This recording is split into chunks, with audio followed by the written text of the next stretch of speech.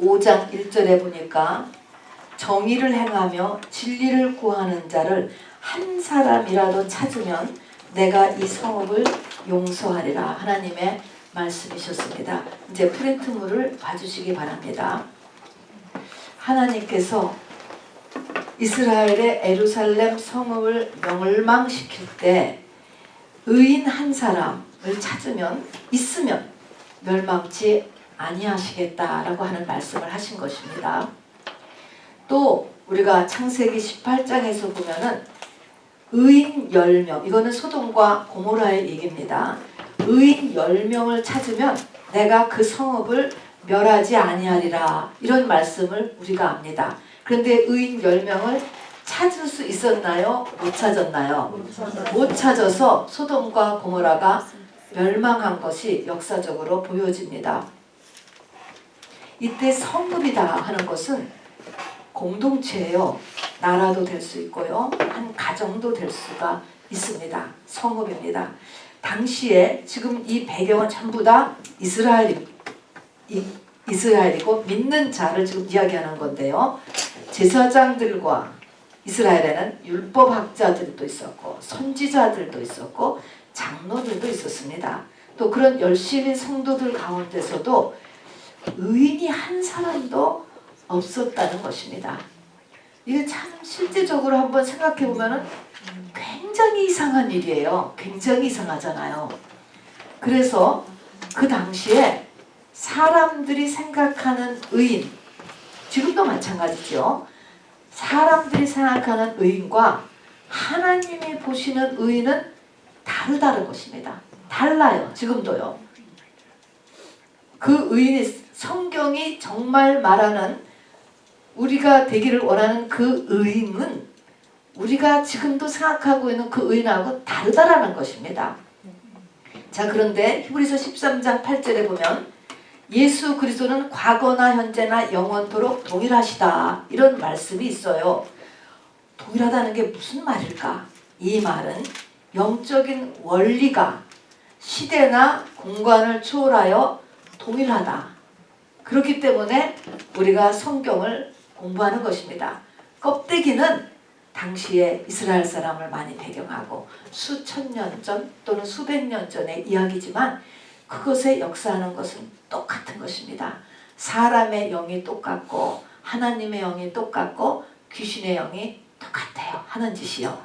똑같이 역사하기 때문에 그것을 배우기 위해서 우리가 성경을 보는 것입니다. 그래서 그거를 영적 원리라고 하죠. 그것은 시대를 초월하고 공간을 초월하여 앞으로도 똑같습니다. 미국이나 중국이나 한국이나 아프리카나 같습니다. 자, 그러면 성경에서 마지막 때라고 하는 때가 있습니다. 재림의 때. 이 재림의 때가 똑같다라고 하는 거가 크게 4가지하고 똑같다는 것입니다. 그래서 구체적으로 그 시대의 이야기를 성경을 통해서 우리가 배우는 것입니다. 그래서 교훈을 삼고 교정을 하는 것이고 내 구원을 준비해야 됩니다. 맨 처음에는 어느 때하고 똑같다 그랬죠? 노아 때. 빈줄에다가 노아 때하고 똑같다. 창세기 6장이죠. 노아 때와 같다. 그 다음에는 또 뭐 때와 같다고? 소돔과 고모라 때와 같다. 또 세 번째는 예수님의 초림, first coming입니다. 크리스마스 때죠. 예수님의 초림 때하고 같다. 또 그 다음에는 언제 같으냐면 이스라엘하고 나라가 왕정이 되었 다음에 그 왕정이 완전히 멸망을 했습니다. 이스라엘의 왕정 멸망 때의 그 영적인 상태와 같다. 다 같다는 것입니다. 여기에서 이제 나라고 하는 개인, 우리 가정, 또 우리 시대, 이것을 이렇게 다 이 4군데에다 이렇게 다 비춰보는 거예요. 어느 때는 뭐가 더 조금 더 맞고 그 형편이 이렇게 하지만 결국은 똑같아요. 근데 그 양상을, 요 4곳의 양상을 이제 같이 비춰보면서 지금 우리가 주님 다시 오심을 준비해야 되는 것입니다. 뭘 각오하냐면 아까도 했지만 마지막 때 그러면 어떤 예냐면은 한 사람의 의인이 없다라고 하는 것이에요. 의인 10명이 안 된다라고 하는 것입니다. 굉장히 숫자가 적다라는 것이죠. 그러니까 이제 이 시대가 이제 지금 이렇게 우리가 들어갔습니다. 들어가고 있으니까 앞으로 우리의 신앙생활이 얼마나 주변 사람들하고 다를까라는 것을 다짐해야 돼요. 다짐. 아우, 그 사람도 교회 다니는데 안 그렇던데, 많은 사람들은 그렇게 안 믿는데, 이런 것 속에 우리가 들어가게 된다는 것이죠. 의인 10명이 없으니까. 여러분, 팬데믹이라는 것은 지구 전체 다 인정하잖아요. 코로나가 지구 전체를 때렸습니다. 이것은 뭐예요? 나팔재앙이라는 것을 이야기합니다. 나팔재앙의 하나가 시작되었습니다. 자, 그러면은 이제 곧 흑암장, 보면 흑암장이 순서적으로 오게 되어 있어요. 그리고 황충장이 있고 유브라데 전쟁, 3차 대전이 이렇게 있습니다. 그러니까 지금 이것이 흑암재앙이 지금 우리가 지금 들어가고 있든가 곧 오든가. 왜냐하면 나팔재앙이 임했기 때문에.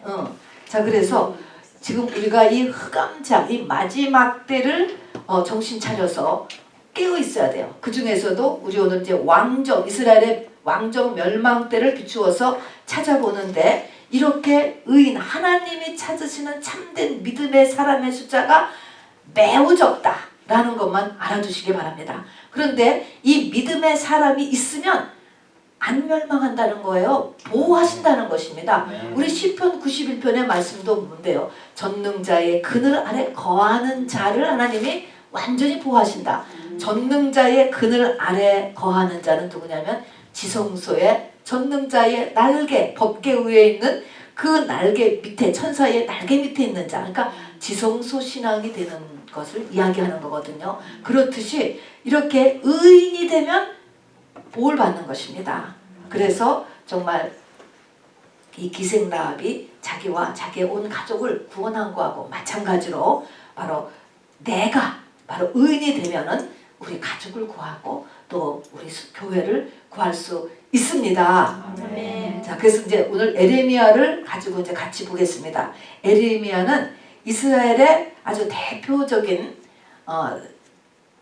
선지자 중에 하나입니다. 그래서 마태복음 16장에 보면 예수님께서 너희는 나를 누구라고 하느냐라고 물었을 때 사람들이 세례 요한, 엘리야, 에레미야 같은 선지자 중에 하나인 것 같습니다. 이렇게 대답을 한 것처럼 이렇게 아주 유명한 이스라엘 사람들이 존경하는 그런 유명한 선지자 중에 한 분이십니다. 자, 한번 잠깐 그 에레미야라고 하는 그 선지자의 그 인트로덕션을 보면은요, 여기 사역 기간이 있죠.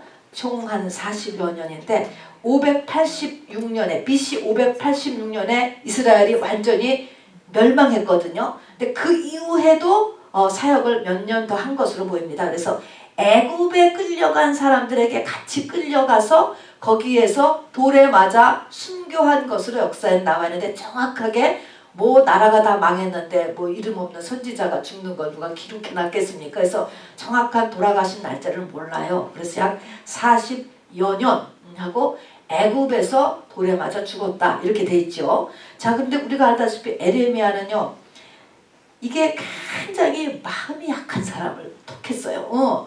그렇기 때문에 애가 그냥 간이 저리는 거야. 그런 말을 하기 싫은데 해야 되니까.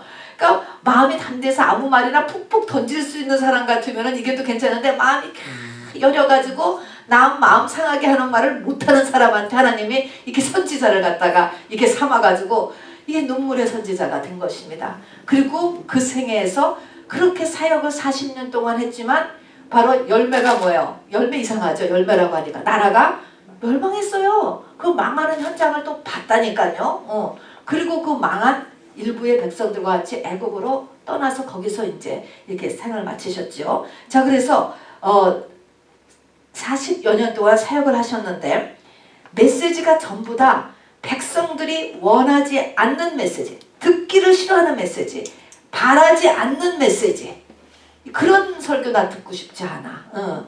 그런 권면 듣고 싶지 않아. 이렇게 전부 다 원하지 않는 메시지만을 전했어요. 얼마나 힘들겠습니까? 자, 그러니까 너무나 힘들어서 자기가 사역을 정말 못하겠다라고 내려놓은 것이 성경에 보면 많이 나와요. 근데 못한다, 거기서 정말 못하겠다라고 내려놓으면은 성경에 보면은 가슴이 불이 붙는 것 같다는 거야. 그래서 견딜 수가 없어서 이 불이 붙는 것 같아 견딜 수가 없는 것 같아서 또 누구한테 얘기하고 그래 또 욕먹고 그렇게 그런 삶을 살았다는 것입니다. 어쨌든 그리고 바라지 않는 메시지만을 전했고 세 번째는요. 나중에는 이제 이 침공이 가까웠을 때는 바벨론에 항복해라 그랬습니다. 항복해라. 그렇게 해야 피해를 최단으로 줄인다. 이 말을 자세히 생각해 보세요. 지금 그래도 예수 믿는다고 어깨에 무게 잡고 있는 사람한테 가서 아이고 이제는 그냥 그만 병원에 가서 그냥 정리를 하세요. 이렇게 얘기를 한다면 그 말 듣기 좋겠습니까? 듣기 나쁜 거예요. 아니 전능한 하나님이라면서 또 당시 선지자라면서 어떻게 이제는 그냥 다 놔버리느냐고 치사하게 항복을 하라. 하나님의 나라가 믿는 사람이 하나님 안 믿는 나라인 바벨론에 그냥 항복하라는 거야. 여러분 이걸 이해하세요? 왜 그럴까요? 이미 하나님의 심판이 끝났어요. 끝났어. 도저히. 그러니까 회개에도 기회가 있어요. 기회. 이때가 다 끝나서 하나님의 심판이 확정되었을 때는 그나마 조금이라도 육의 고난이라도 좀 덜 받게 하는 것.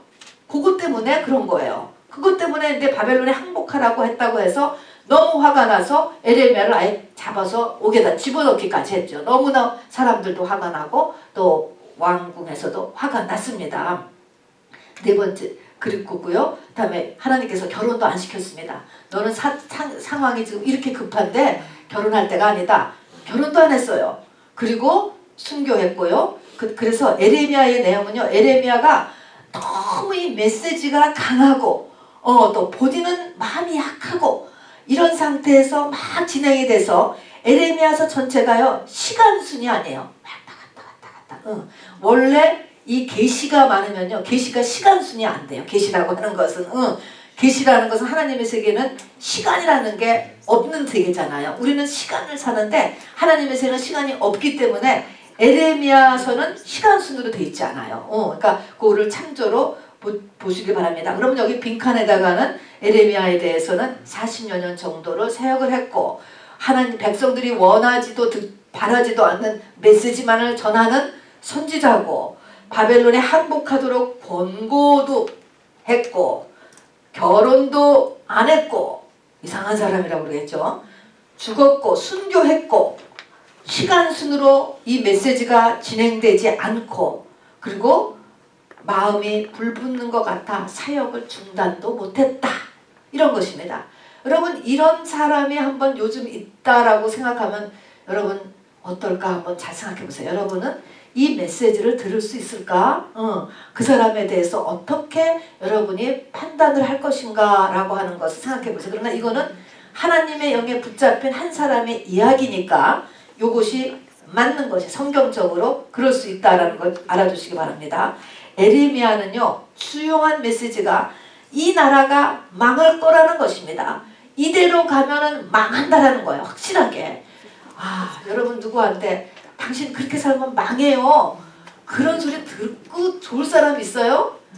진짜 힘들지. 너 그렇게 살면 너 망해. 너 망해. 그렇게 살면 망한다니까?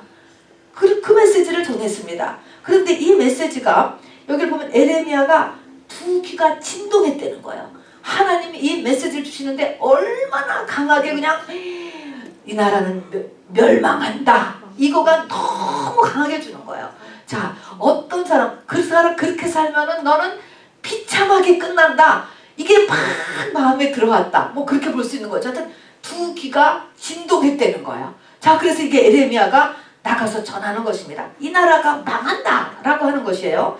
자, 그리고 그렇게 했기 때문에 전했어요. 근데 물론 안 되지. 사람들이 이런 말을 들을 사람이 어딨어. 지금에 왜 저주를 하느냐. 똑같아. 지금 여기 사람들 보니까 그렇게 말하는 저주가 너한테로 돌아갈지어다. 자꾸 저주 하는 사람은 그 사람이 저주를 받더라 그러면서 그 저주가 너한테로 돌아갈 것이다. 사람들이 이렇게 얘기를 했어요. 그리고 말을 안 들었어요. 그런데 역사가 증명하듯이 3차에 걸친 바벨론의 침공으로 이스라엘이 멸망을 했습니다. 나라가 없어졌어요. 그리고 많은 사람들이 다 죽거나 사는 사람은 바벨론에 다 줄줄이 끼어서 포로로 잡혀갔습니다. 어린아이도 잡혀가고 10대도 잡혀가고 다 잡혀갔습니다. 여러분 애들이라고 예외가 되지 않아요. 어른이 믿음 생활을 잘못하니까 애들 깐난이까지 다 피해를 받는 거예요. 항상 다 끌려갔습니다. 성전 파괴됐어요. 야, 이상하지 않습니까? 전능하신 하나님의 성전이 왜 다 파괴됐지? 여러분 이 땅의 것에 대해서 하나님은 큰 미련이 없으세요. 영혼이 중요하죠. 파괴시켜버렸어요. 법궤도 없어졌어요. 법궤 이때 없어졌습니다. 그리고 많은 집, 건물, 재산 다 뺏겼습니다. 그리고 에레미야에게 바벨론에 70년 동안 복역의 기간이 될 것이라는 것도 말씀해 주셨습니다. 복역이 뭐지요? 감옥생활, 징역 70년이 선포되었다라고 하는 것입니다.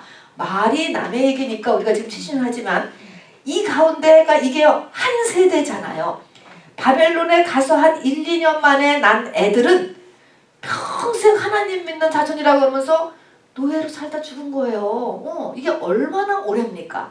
우리가 고생을 한 10년, 20년만 해도 20년만 해도 전부 다 헉헉거리는데 20년이 아니고 지금 70년이에요. 이 하나님의 선고가 이렇게 지금 딱 떨어졌단 말입니다. 떨어졌는데 이게 지금 70년으로 떨어졌다라고 한다면 어떨 것 같아요? 어떨 것 같아요, 여러분? 하나님 앞에 정말로 몸부림치면서 이걸 회복하도록 우리가 몸부림쳐야 돼요. 하나님의 심판이 줄여지든가 감해지든가 이게 하도록 몸부림을 쳐야죠. 그러나 이 모든 생사화복, 아까 기도한 것처럼 인간의 생사화복이 하나님 손에 있다는 것을 잊어버리시면 안 됩니다. 자, 그 다음에 이것이 에스겔 선지자가 에레미야 선지자보다 조금 뒤에 부름받았어요. 에스겔은 포로로 잡혀간 사람들 중에서 뽑아낸 선지자입니다. 근데 에스겔에게도 말씀했습니다. 에스겔서 22장 30절 프린트 있는 걸 같이 읽어보겠습니다. 시작. 이 땅을 위하여 성을 쌓으며 성 무너진 데를 막아서서 나로 하여금 멸하지 못하게 할 사람을 내가 그 가운데서 찾다가 찾지 못하였으므로 내가 내 분노를 그들 위에 쏟으며 내 진노의 불로 멸하여 그들 행위대로 그들 머리에 보용하였느니라. 주 여호와의 말씀이니라. 오늘도 이것을 위해서 우리가 모였습니다. 자, 성 무너진 데를 막아서는 거예요. 잘못했어요. 우리 남편이 잘못하고 우리 아내가 잘못하고 우리 아들이 우리 형이 잘못하고 있다. 내가 보니까 잘못하고 있을 때 내가 막아서는 거예요. 하나님 용서하여 주옵소서. 하나님 긍휼을 베풀어 주옵소서 하면서 내가 막아선다는 거예요. 막았으면 뭐라 하냐면 여기 보니까 하나님께서요 그렇게 할 사람을 찾는다는 거예요. 때리는데 누구 때려줘야 돼. 때려줘야 되는데 이거를 막아줘. 이게 자기 자식이니까 누가 막아서 때리지 말라고 이제 앞으로 잘할 거니까 때리지 말라고 이렇게 막아서는 그 사람을 은근히 하나님께서 지금 찾으시는 거예요. 누가 나 좀 안 말려주나 이런 것입니다, 여러분. 그런 사람을 찾았는데 찾는 사람이 있어요, 없어요? 없기 때문에 중보기도가 멈추는 거예요. 중보기도. 이렇게 중보기도가 멈추면 그게 위험한 것입니다. 망하는 징조죠. 정말 망하는 징조죠. 그래서 오늘도 우리는 우리 주변에 이렇게 사람들의 무너진 곳을 막아서기 위하여서 우리가 여기 지금 왔습니다. 자, 그리고 그것은 사람마다 다 다르기 때문에 이 상황이 이것이 우리가 개인 기도 시간을 우리가 꼭 15분 이상 갖는 거야. 그때 중보 기도를 해야 되는 거예요. 가깝게는 항상 일가친척이에요. 가족과 일가친척. 이것을 위해서 간절하게 내가 막아서는 기도를 할 수 있는데 이것이 이런 사람이 없다는 거예요. 없어서 하나님께서 할 수 없이 때릴 수밖에 없었다라는 것입니다. 자, 그런데 이 멸망 당시의 믿음의 모습이 이제 지금 적고 있습니다. 우리가 이것이 이런 시대가 우리에게 지금 오고 있고 온 것 같아요. 이미 들어갔어요. 이 시대에 들어갔는데 그러니까 마지막 때죠. 이런 멸망 당시에 믿음의 모습의 특징이 뭐냐? 제일 중요한 게 뭐냐면 인본주의 신앙으로 바뀌는 거예요. 여러분 이게 얼마나 무서운 건지 아세요? 사람 중심의 신앙, 사람 중심. 그래서 마태복음 23장에 보면은 화 있을진저 하는 6가지나 정말 예수님께서 정말 붕괴하시는 6가지가 나와 있는데, 이것이 다 뭐냐면 인본주의적으로 어프로치하는 것입니다. 이 성경을 갖다가. 그래서 이렇게 되면 어떻게 되냐면은, 이렇게 되면 거기 보니까 사람의 계명이 인본주의거든요. 사람의 계명으로 교훈 삼아 가르치니 나를 헛되이 경배하는도다 했는데, 인본주의 신앙, 사람의 계명으로 성경을 풀기 시작하면 사람들이 어떻게 변하냐면, 입술로는 하나님을 공경하되 마음은 내게서 멀다. 이상하게 속에 사람의 마음이 하나님에서 떨어진다는 거예요. 어떻게 돼? 사람한테로, 자기한테로 가는 거야. 아니면 다른 사람한테로 가고. 사람의 속이 하나님이 되는 게 아니고 사람이 된다는 것입니다. 그게 인본주의 신앙으로 하면은 그렇게 된다는 거예요. 자, 그래서 하나님을 경배하지 않게 된다는 거예요. 속에서는. 그러면 사람의 계명으로 가르친다는 게 또 뭐야? 이게 참 어렵죠? 이 말이 굉장히 어려운 말이에요. 읽기는 있는데 어렵잖아요. 사람의 계명으로 가르친다라는 것은, 계명은 우리가 다 하나님의 말씀인데, 사람의 계명은 뭐냐? 성경은요, 계시로 읽어야지 되는 거예요. 계시라는 것은 하나님 쪽에서 열어줘야만 되는 게 계시예요. 사람의 능력으로는 모른다는 것입니다. 리빌레이션이라고 하는 것은 주체 측에서 커튼을 열어줘야 안다. 이게 하나님에 대한 특징이고 성경에 대한 특징이에요. 그래서 성경은 계시가 없이 아무리 박사를 몇 개를 하고 헬라어 히브리어를 아무리 쪼개고 역사적인 고증을 얼마나 많이 해도 다 풀어낼 수 없어요. 나름대로 풀어내죠. 풀어낸다고 하지만 안 된다는 것입니다. 그게 계시가 필요한 거예요. 그래서 사람의 계명으로 가르친다는 의미는 계시의 필요성과, 그 다음에 성경은 그 가운데를 뚫고 있는 것이 십자가 신앙이에요. 십자가. 그런데 십자가는 고통이잖아요. 이거 사람 중심으로 하면요, 십자가 신앙을 강조하네요. 주님이 십자가를 줬으니까 우리는 질 필요 없지. 위로, 격려 이쪽으로 나오거든요. 그런데 성경은 십자가가 능력이라, 십자가를 지고 내가 갔을 때 바로 부활의 생명이 나에게 임하고 하늘이 열리는 것이지, 십자가가 없으면 하늘에 도달할 수가 없어. 야곱이 이 하늘하고 자기하고에 열렸는데 사다리가 딱 있었잖아요. 그게 처음으로 닫혔던 하늘과 땅에 사다리가 올려서 이제 이게 왔다 갔다가 가능하다라고 하는 것인데, 그 사다리가 십자가를 상징하죠. 그래서 이제 야곱으로 인해서 바로 하나님의 사랑의 사람이 대상이 되고 하늘과 땅의 교제가 시작되는구나, 상징이거든요. 그래서 계시 그리고 십자가가 성경을 푸는데 필요해요. 자, 성경은 또는 하나님은 인간의 능력만으로는 깨달을 수 없는 진리예요. 여러분, 굉장히 어렵죠. 여러분, 개미나 소나 닭이나 아무리 예쁜 고양이나 개나 하더라도 개가 내 사정을 다 알 수 있을 것 같아? 절대로 안 되는 부분이 있는 거예요. 절대로 못하는. 이거는 창조가 그렇게 되어 있기 때문에 안 되는 거예요. 사람과 하나님하고도는 절대적인 갭이 있어요. 그래서 사람으로서는 절대로 못 리치한다고. 자, 그래서 성경은 그걸 비밀이라 그랬습니다. 그래서 그리스도의 비밀이다, 복음의 비밀이다, 천국의 비밀이다, 하나님 나라의 비밀이다, 또 하나님의 비밀이다, 믿음의 비밀이다. 이런 단어 여러분 많이 들었죠? 이게 성경에 다 있는, 다 이게 비밀. 비밀은 뭐예요? 모른다는 거야. 내가 가르쳐주지 않으면 모르는 거예요. 하나님이 가르쳐주시지 않으면 모른다, 그런 뜻인 거예요. 그러니까 성경은 이렇게 많은 부분이 비밀이다 이렇게 얘기했습니다. 그래서 이 비밀을 깨달은 사람, 비밀이 열려진 사람, 계시를 받은 사람, 또 십자가를 본인이 가서 십자가 신앙을 친 사람, 요 사람이 있어야 되는 거야.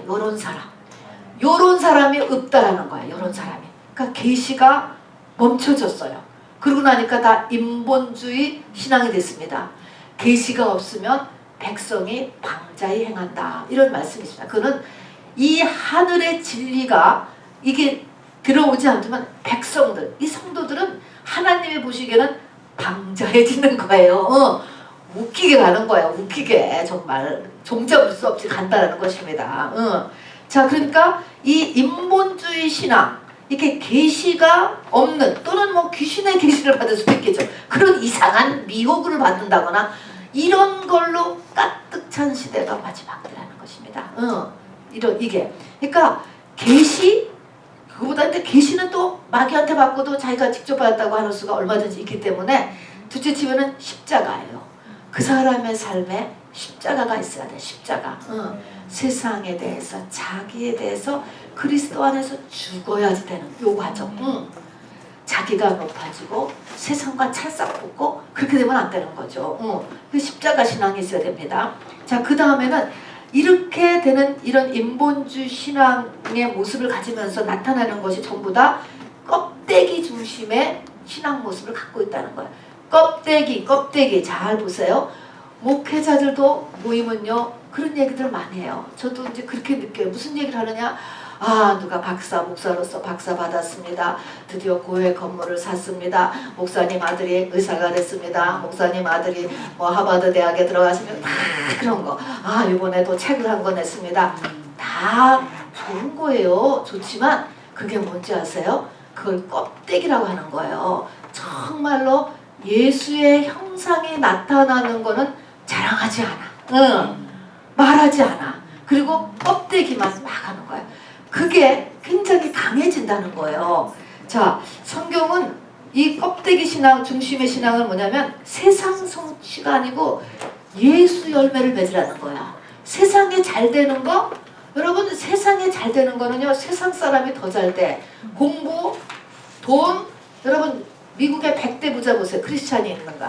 하버드 대학 가보세요. 크리스찬이 몇 퍼센트 되는가? 안 크리스찬이야. 다 안 크리스찬. 그게 목적이 아니라는 것입니다. 여러분. 그걸 열매로 잡지 말라는 것이에요. 그건 완전히 방향이 틀린 거예요. 무너진 완전히 복음이 없는 지역을 처음으로 끌어들일 때, 영접시킬 때 그때는 잠깐 필요하지요. 그러나 하나님은 곧 성장시키길 원하기 때문에 그걸로 계속 나가면 큰일 나는 거예요. 그래서 두 번째는 껍데기 신앙. 예수님께서 열매 없는 무화과 나무를 보고 저주하셨잖아요. 잎은 가득한 거예요. 잎과 줄기와 가득한데 막 살펴보니까 열매는 하나도 없네. 그 열매는 뭐라 그러죠? 열매는 항상 예수예요. 예수 모습은 없어. 열매는 너무 그냥 잎과 줄기와 가정은 너무너무 근사하다고요. 막 경력이 쫙, 이력이 쫙. 그런데 열매가 없다는 것입니다. 그러면 그 무화과 나무가 저주받습니다. 여러분. 저주받는 거예요. 자, 그 다음에는 현세를 중심으로 합니다. 이 땅이 중심, 영상.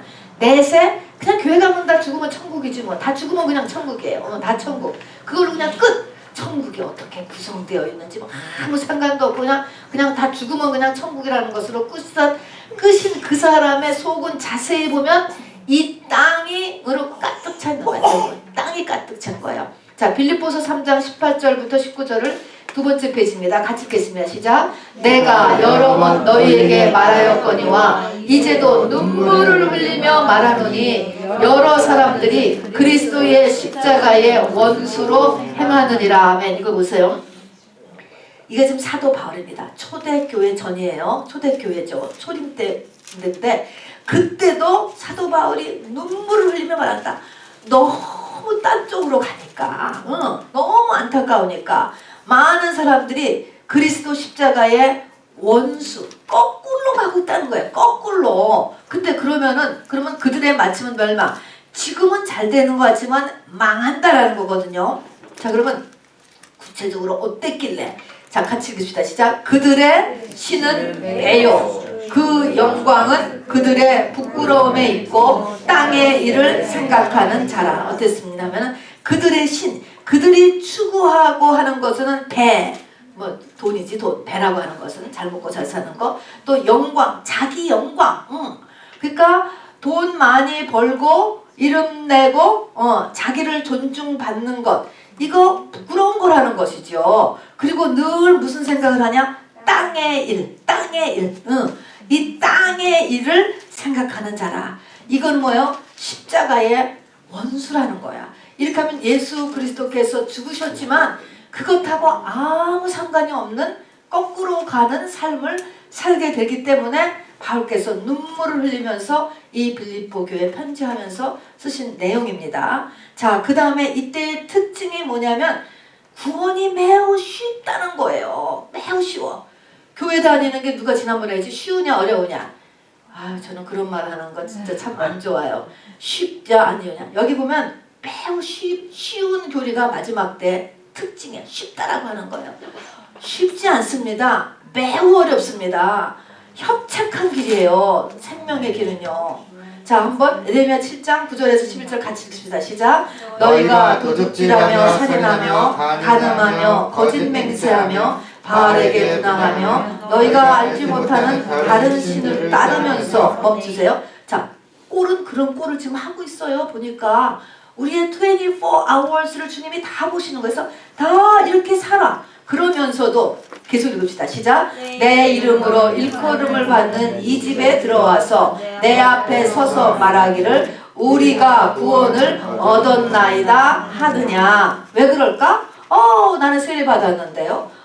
나는 그래도 주일 성수하는데요. 나는 방언도 하는데요.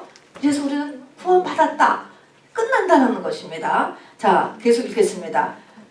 내 이는 이 모든 가증한 일을 행하려 함이로다. 내 이름으로 일컬음을 받는 이 집이 너희 눈에는 도둑의 소굴로 보이느냐? 보라, 나 곧 내가 그것을 보았노라. 여호와의 말씀이니라. 자, 예수님이 초림 때도 성전에 들어가셔서 이 강도의 소굴이다 라고 뒤집어 엎으셨잖아요. 똑같습니다. 에레미야 때도 이미 하나님께서는 네가 하고 있는 것을 내가 다 아는데 여기는 도둑의 소굴이라는 거예요. 그래서 성전문을 닫아버렸으면 좋겠다라고 하신 말씀이 그런 것입니다.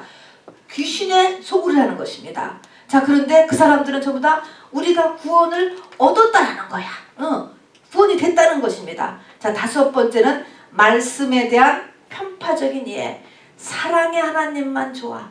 또 굿뉴스, 복음은 굿뉴스이기 때문에 나에게 듣기 좋은 말이 들어와야지 나를 찌르는 말을 하는 것은 이거는 뭔가 잘못된 거야. 이건 굿뉴스가 아니야. 이건 복음이 아니야. 사랑의 하나님이 아니야. 이렇게 한다는 것입니다. 그래서 위로만 좋아하고 격려만 좋아하지 뭐를 고치라든가 교정해라든가 새로운 걸 해야 된다든가 이런 말을 아주 싫어하는 때가 마지막 때예요. 마지막 때.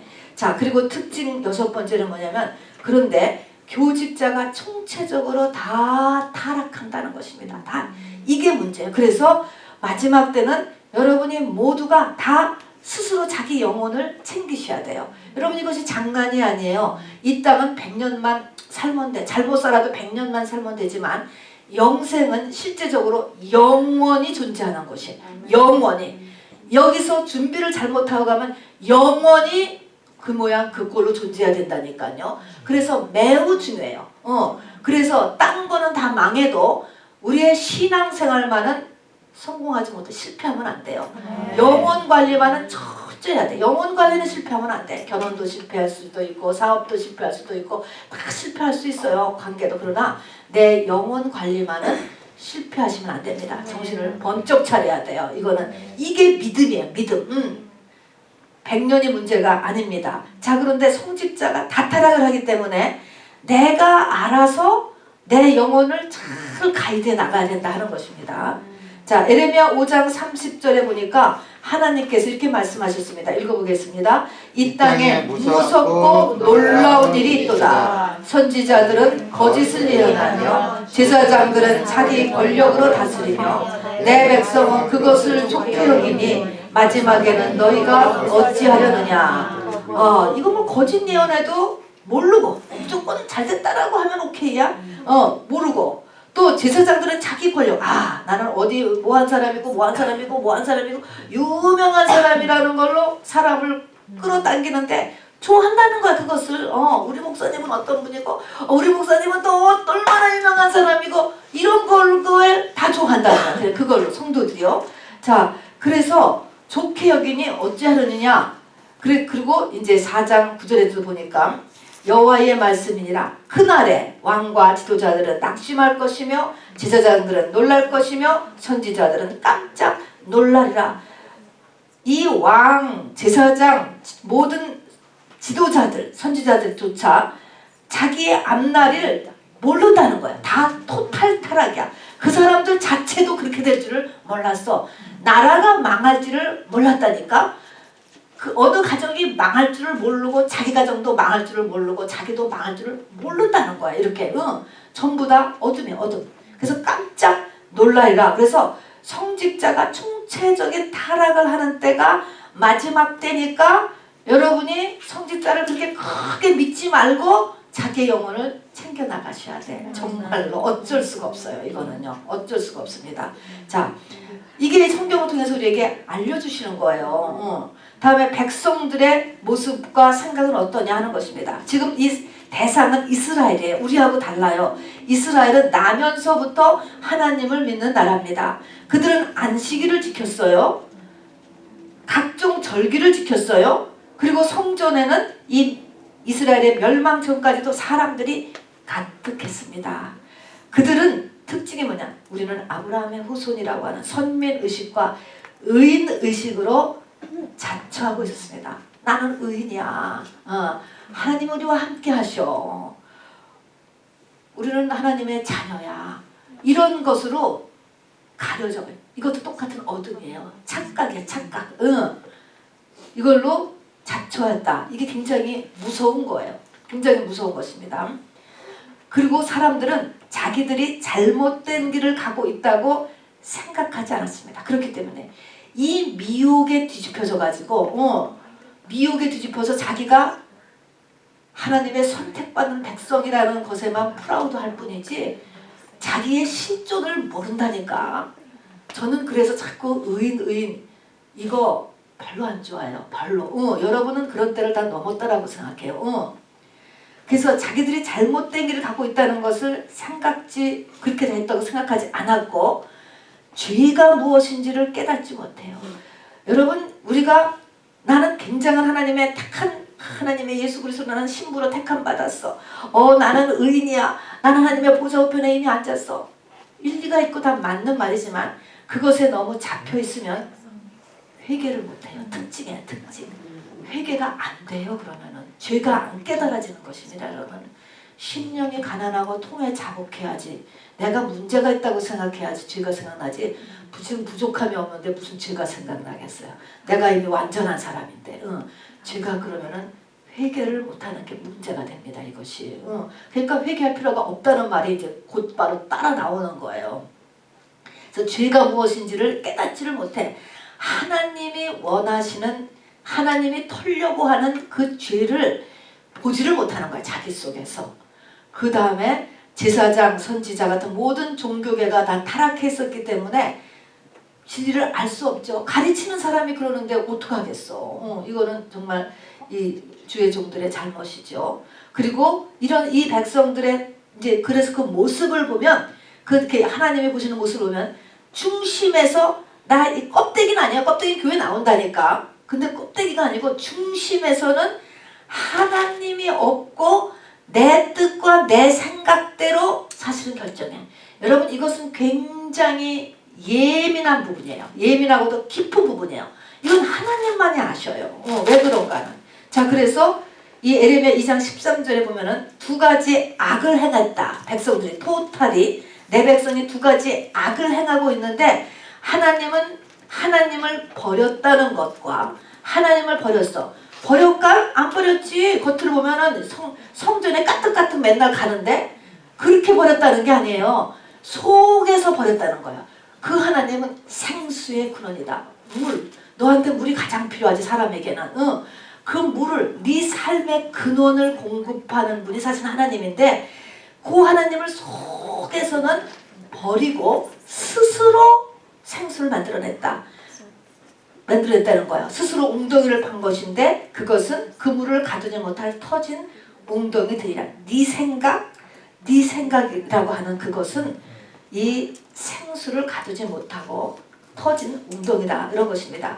이 말의 뜻은 겉은 교회를 나오지만 저 마음속에서는 누구 마음대로 한다?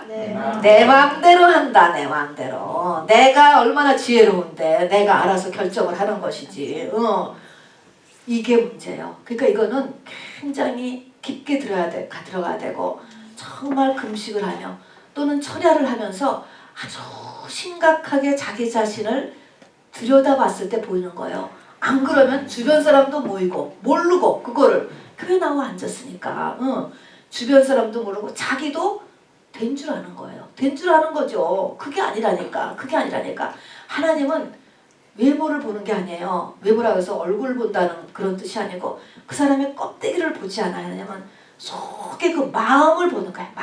마음 중심에서 하나님이 왕이야 네가 왕이야 그거거든요. 결국은 거기에 깊게 들어가는 거예요.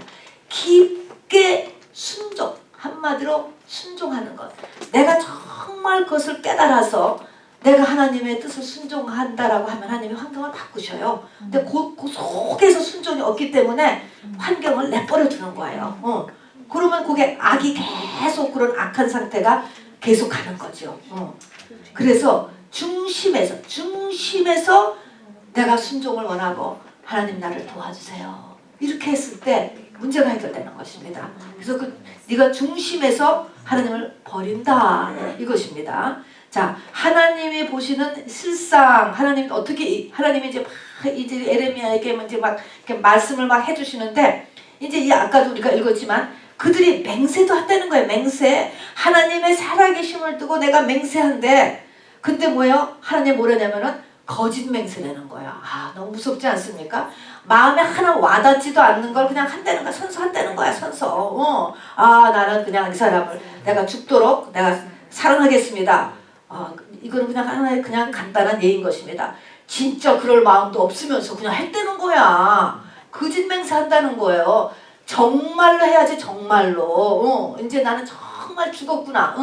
이런 생각을 하고 이렇게 하지 않으니까 거짓 맹세한다. 말은 잘하다. 말은. 첫 번째는 말. 사도 바울도 말이 문제가 아니고 능력이 문제다. 실제적으로 네가 그걸 행하는가가 문제지 말이 문제가 아니라는 거야. 여러분 말이 중요한 것은 처음에는 중요해요. 물론 나중에도 중요하지만 말보다 더 중요한 건 실상이에요. 실상. 두 번째는 징계를 하나님께서 내려도 이 징계에 대해 아픈 줄을 모르고요. 징계를 징계로 받지 아니하는 거예요. 하나님의 채찍으로 받지 않는다는 것입니다. 예수님이 채찍에 맞으셨고 성전에 가서 온전치 않은 성전은 회초리를 들어 채찍을 들어서 때렸습니다. 우리를 때리는 거예요. 믿는 자는 우리를 때리신다고요. 그러면 이게 내가 뭔가 아픈 일이 일어났으면 이것이 하나님의 채찍이로구나 라는 것을 깨달아야 되는데 그렇게 생각 안 해. 뭐가 어때서 그렇고 뭐가 어때서 그렇고 뭐가 어때서 따르게 생각을 한다고. 따르게.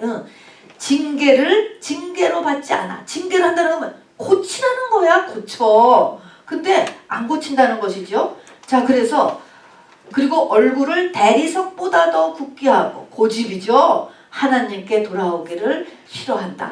그렇게 맞아도 참 회개를 하지 않는다는 거예요. 무서운 거예요. 너무나 무서운 것 같아요. 너무나 무서운 것 같아요. 이게 굳세게 내가 맞다니까. 다음에 세 번째는 아까 얘기한 것처럼 스스로 살 길을 찾고 내가 하나님이에요.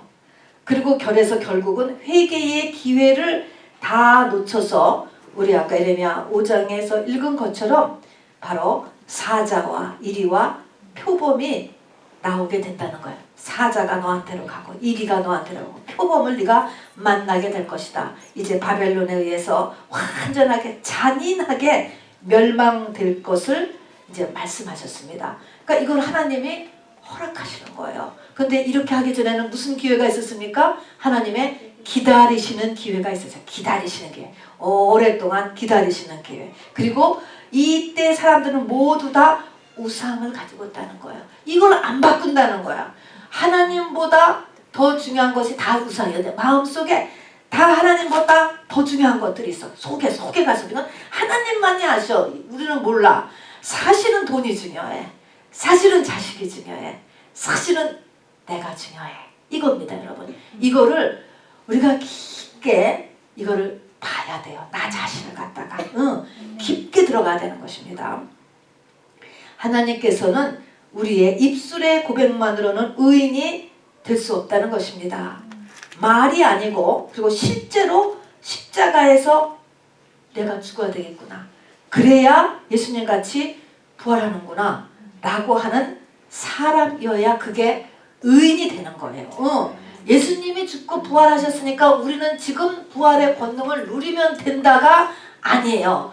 사도 바울께서도 그 부활의 권능을 알려하려 라고 하는 것은 부활의 권능을 내 것으로 하려고 해서 모든 유익되는 것을 배설물로 여기고 달려가는 것은 부활의 권능을 내가 얻기 위해서 그렇게 고난을 받고 고생을 했다는 것입니다. 그러면 이 부활의 권능은 우리에게 이런 부활의 권능이 있습니다는 것이지, 그것이 참 내 것으로 되기 위해서는 나도 똑같이 예수 그리스도와 함께 십자가에 죽는 일이 일어나야 한다는 것이죠. 그러니까 나를 따르라 라고 하는 것에서 따라가야 되는 것입니다.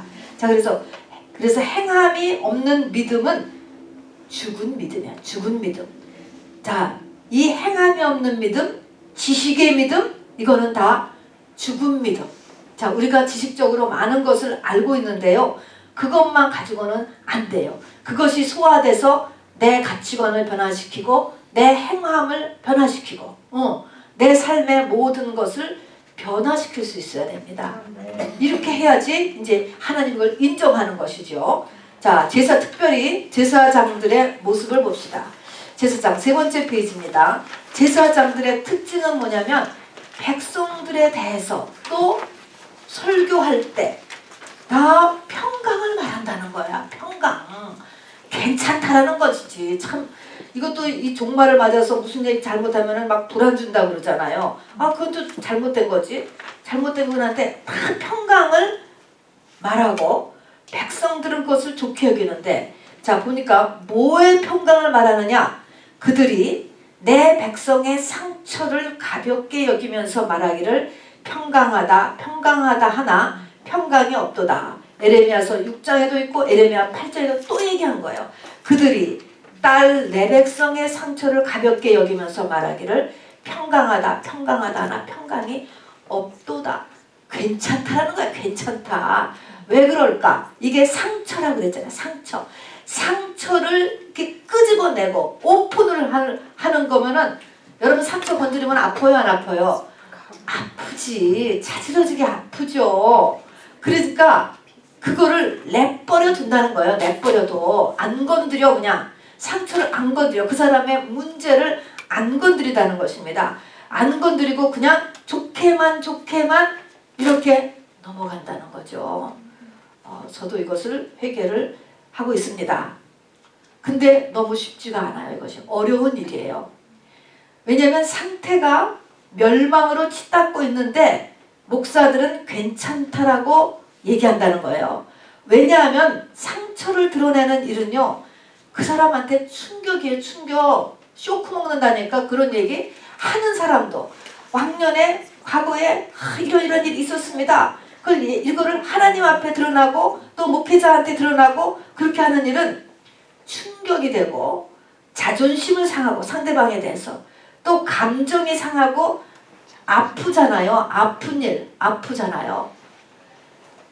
의사한테 가면요, 의사가 그런 말을 하는 걸 들었어요. 당신의 모든 거를 솔직하게 다 얘기할 거 아니면 오지 말라고 합니다. 치료 못 한다는 거예요.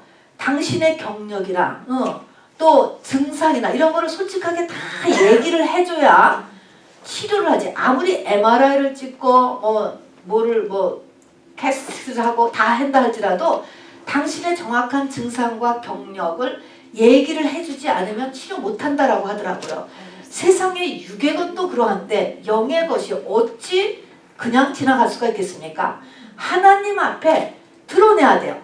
나 자신도요, 솔직하게 하나님 앞에 이거를 드러내고 그거를 치료해야 되는데, 귀신은 쫓아야 되고 고백할 건 고백하고 죄사함을 받을 건 받고 가서 풀 건 풀고 모든 것을 해야 되는데 피차하네. 이걸 건드리면은 성도도 좋아한다 싫어한다? 싫어한다. 자기의 약점을 아는 거 싫어하거든요. 안 보고 싶어 하는 거죠.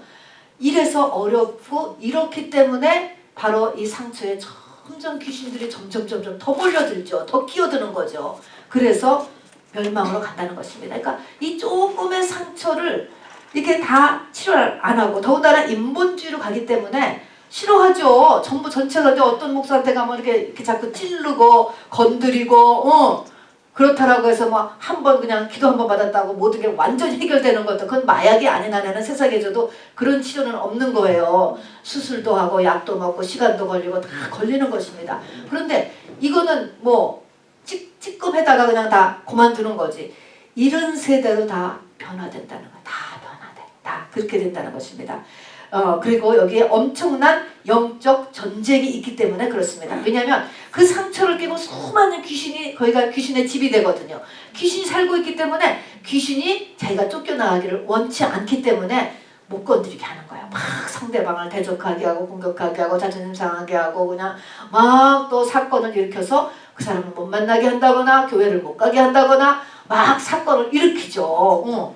이것이 문제에서 영적 전쟁이 치열하게 있습니다. 그래서 여러분이 정말 사랑하는 사람이 있으면 그럼에도 불구하고 말해야 돼요. 드러내줘야지 돼요. 안 그러면 죽습니다. 죽는 거예요. 이 상처 때문에. 그리고 쉬운 교리, 아까도 얘기했지만 천국 가는 거 쉽다라는 거예요. 그냥 예수님 영접하면 나는 죄인입니다.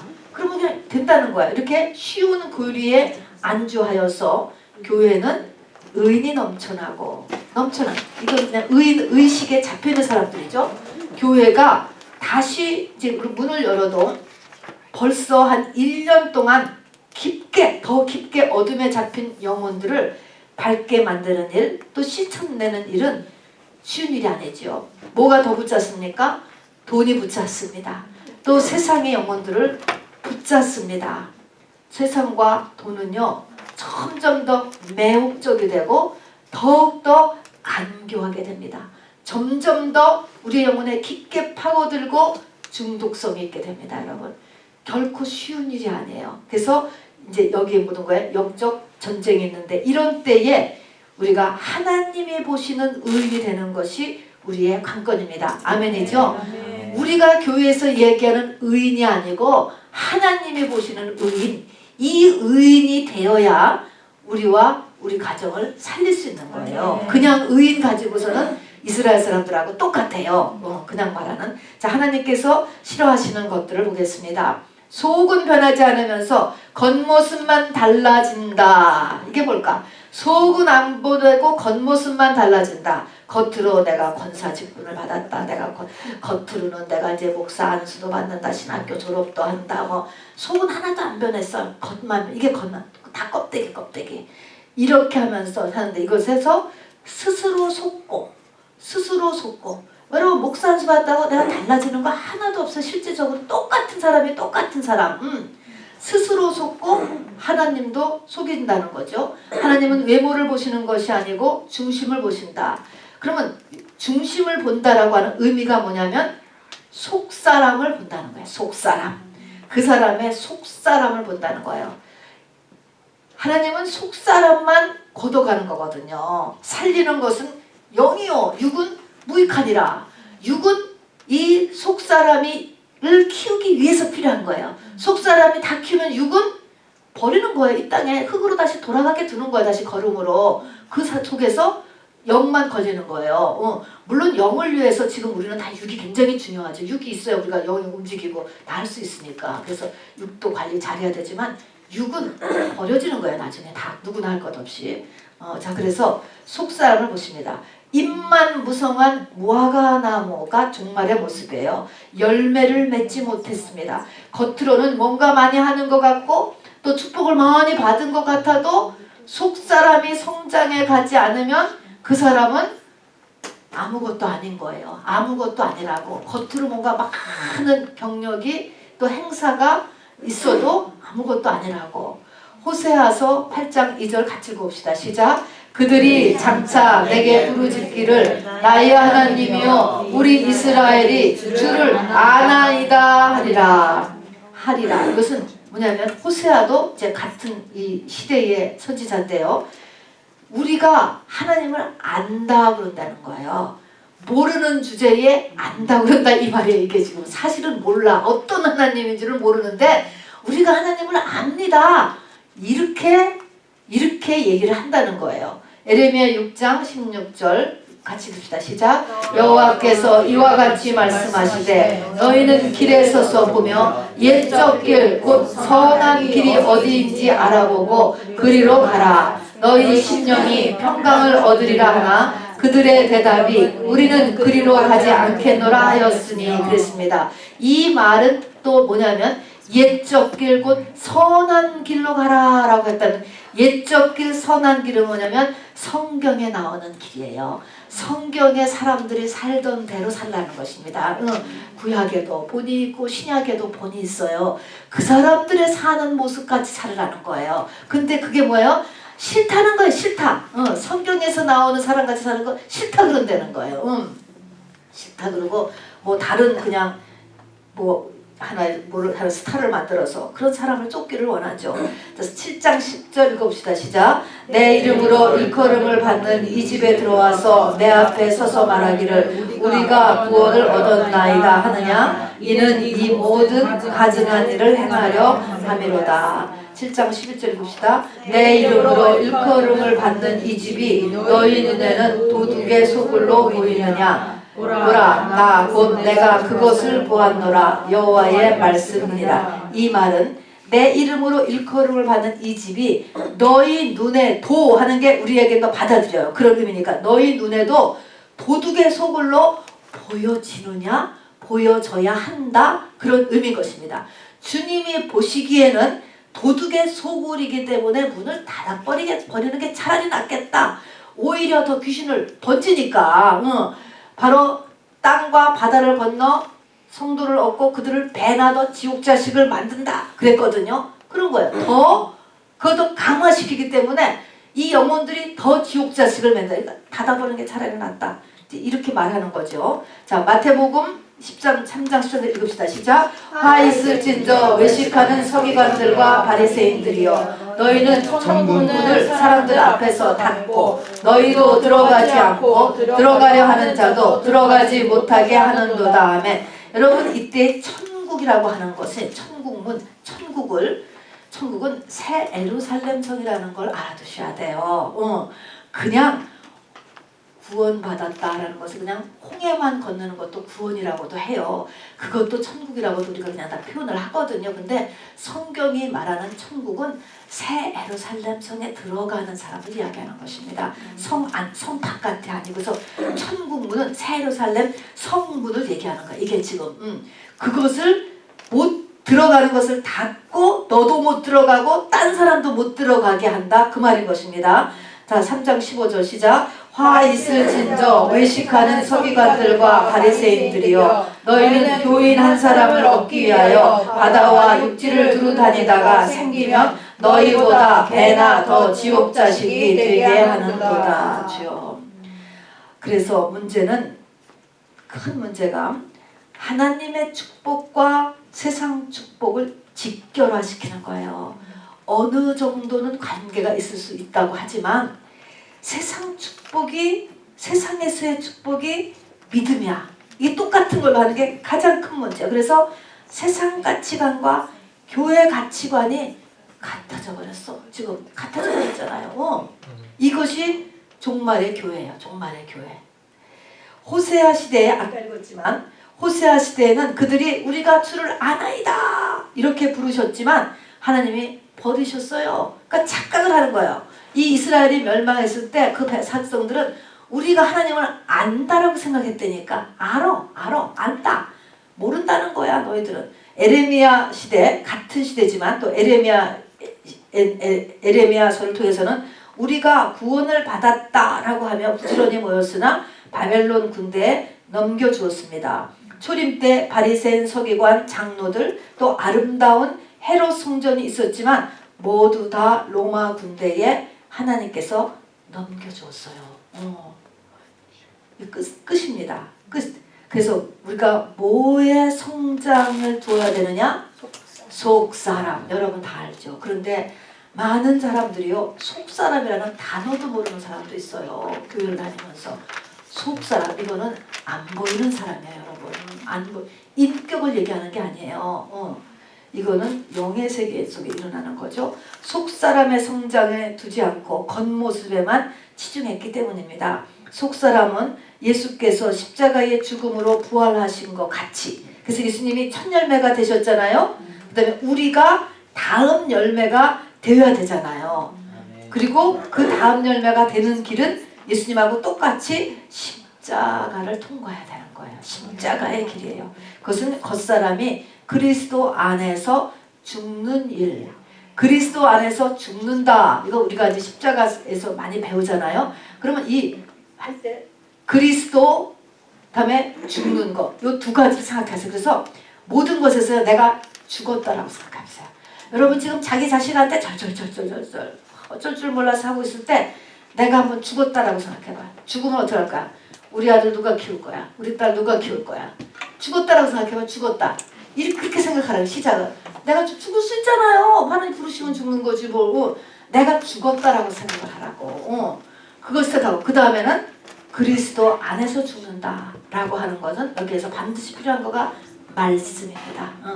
예수님 말씀이기 때문에 말씀을 많이 알아야 돼. 그래서 그 말씀이 나를 비춰줘서 자기의 죄를 깨닫고 또 그 말씀이 나에게 빛이 되어서 행할 바를 내가 깨달을 수 있는 방향을 잡을 수 있게, 그래서 회개와 하나님의 인도함이 필요합니다. 그래서 그리스도 안에서 죽는다. 이 말은 에서는 우리가 내가 지금 죽을 수 있다라고 하는 생각과 그 다음에는 하나님의 말씀이 많이 나에게 필요하다. 요 두 가지를 잊지 마세요. 그게 십자가로 도로 건너가는 것입니다. 그리고 이제 에레미야 44장 11절에서 28절 긴데요. 지금 읽지 않겠습니다. 시간 때문에 여러분 한번 읽어보시면 뭐라고 이 백성들이 얘기를 했냐면 18절 하나만 같이 읽어보겠습니다. 시작. 하늘 여왕에게 제사하는 것을 그친 후부터 모든 것이 궁핍하고 칼과 기근에 멸망을 당하였느니라. 누가 그랬다고? 백성들이. 양다리 신앙, 뭐 세다리 신앙, 그냥 이렇게 막 성전도 열심히 나왔어요. 근데 그것도 하지만 다른 거 우상도 뭐 갖고 있고 뭐 여러 가지 하는데, 하늘 여왕에게 제사하는 것을 그친 후부터 모든 것이 돈도 땡겨지고 칼과 기근, 멸망을 당한다. 이 말은 뜻입니까? 교회를 다니니까 문제가 더 생겼다는 거예요. 교회를 다니면서 가게도 망했지. 교회를 내가 열심히 다니고 새벽기도 다니니까 또 무슨 일이 생겼지. 이건 뭡니까? 이것이 이렇게 보는 잘못된 관점. 이럴 수 있는 거. 그렇게 해서 다시 해야 되겠다는 거야. 이제 그래서 그거에 대한 쭉 설명을 이제 하는 거가 에레미야 44장 11절 28절. 하나님께서 그거를 다 들으시고 다 아시고 그냥 그렇게 해서 이 백성들이 이제 고집을 피고 삐뚤어 나가고 자기를 고치지 않고 이 타협하는 것들을 쭉 써놓고 결국은 뭐예요? 결국은 다 망하는 대로 가고 말았잖아요. 자기 고집을 폈기 때문에. 여러분 이제 말씀을 마치면서 오늘 우리가 크게 두 가지를 생각해야 할 것입니다. 첫 번째는 지금이 나에게 주님의 권고의 때는 아닌가라는 것을 여러분 살펴보시기 바랍니다. 지금이 은혜 받을 만한 때요. 지금이 후원할 때라. 하나님이 지금 나에게 회개를 기다리고 계시는 기간, 하나님이 지금 나에게 권고하고 계시는 기간은 아닌가를 잘 생각해 봐야 합니다. 예수님께서 십자가 지시러 예루살렘 성에 올라오시면서 그 성을 보시면서 우셨다 그랬어요. 그냥 눈물이 조금 나서 눈시울이 뜨거운 게 아니고요. 통곡했다라고 성경에 써 있습니다. 왜 그랬어요? 그들이 지금 권고받는 기간인 것을 알지 못하고 있는 것이 너무나 안타까워서 우셨다는 것입니다.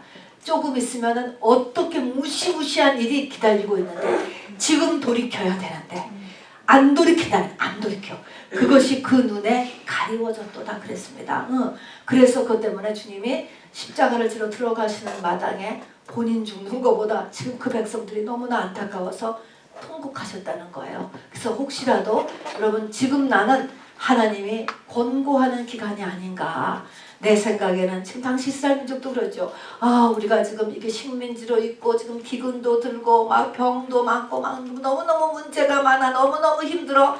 우왕좌왕 어쩌고 저쩌고 하고 있지만 정말 재앙은 앞으로 기다리고 있는 거예요. 여기서 눈을 들어서 하나님 지금 권고의 기간은 아닌지 우리가 반드시 잘 생각해 봐야지 돼요. 그래서 집중하여서 조용하게 자기를 들여다 봐야 된다니까. 이스라엘 왕정 멸망 때 사람들이나 우리나 영적인 게 똑같다니까요. 나 하나님을 안다. 나는 구원받았다. 나는 의인이다. 이러고 있다니까 전부 다. 그거에만 사로잡히고 부지런히 땅의 일을 생각하고 있어요. 오늘 저녁에 뭐 할 것인가, 다음 주에 뭐 할 것인가 이러고 있단 말입니다. 그래서 그러지 않기 위해서 심각하게 권고의 때가 아닌가 우리가 오늘 심각하게 돌아볼 것과 두 번째는 바로 내가 한 사람의 의인이 돼야 돼요. 여러분 모두가 내가 의인이 되어서 바로 내 가족을 살리고 또 우리 교회 또 우리가 우리에게 붙여준 그런 공동체를 살리는 사람이 돼야 됩니다. 하나님 그 한 사람의 의인을 찾고 계십니다. 그것을 위해서 나가는 저와 여러분 되기를 바랍니다. 우리 찬양하고 우리 먼저 중보하겠습니다.